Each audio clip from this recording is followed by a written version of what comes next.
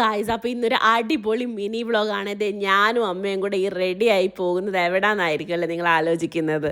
ഞങ്ങൾക്ക് കുറച്ച് കാര്യങ്ങളൊക്കെ ചെയ്തു തീർക്കാനുണ്ട്. അതുകൊണ്ട് ഞാൻ ഈ വണ്ടി എടുത്തത് ഈ അമ്മയും കയറ്റി ഞങ്ങൾ ആദ്യമേ പോയ സ്ഥലം ഈ ബാങ്കാട്ടോ. പതിവ് പോലെ കുറച്ച് ലേറ്റൊക്കെ ആയെങ്കിലും കുറച്ച് ലാഗൊക്കെ അടിച്ചെങ്കിലും ഞങ്ങൾക്ക് വിചാരിച്ച കാര്യം അവിടെ നടന്നു.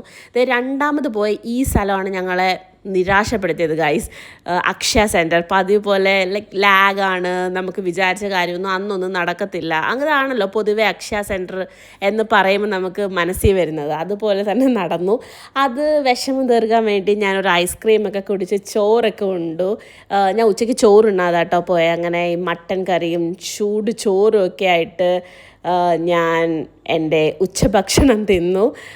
മട്ടൻ അത്രയ്ക്ക് പോരാ, പക്ഷെ മട്ടൻ കറി അടിപൊളിയായിരുന്നു. പിന്നെ ഒരു 4-4:30 ആയപ്പോഴത്തേക്കും ഞാനും അമ്മയും കൂടെ നല്ല അടിച്ച ചായ കുടിച്ചു. എനിക്ക് ചായ പണ്ടേ ഒരു വീക്ക്നെസ്സാണ്. പിന്നെ ഈ മൂവിയൊക്കെ കണ്ടു.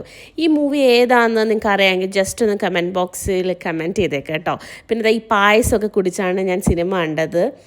ഇതൊരു പൊങ്കാല പായസം കേട്ടോ, എൻ്റെ കസിൻ ചേച്ചിയുടെ. പിന്നെ ഈ വാട്ടർമെലൺ ജ്യൂസും കുടിച്ച് ഞാൻ എൻ്റെ ഡിന്നർ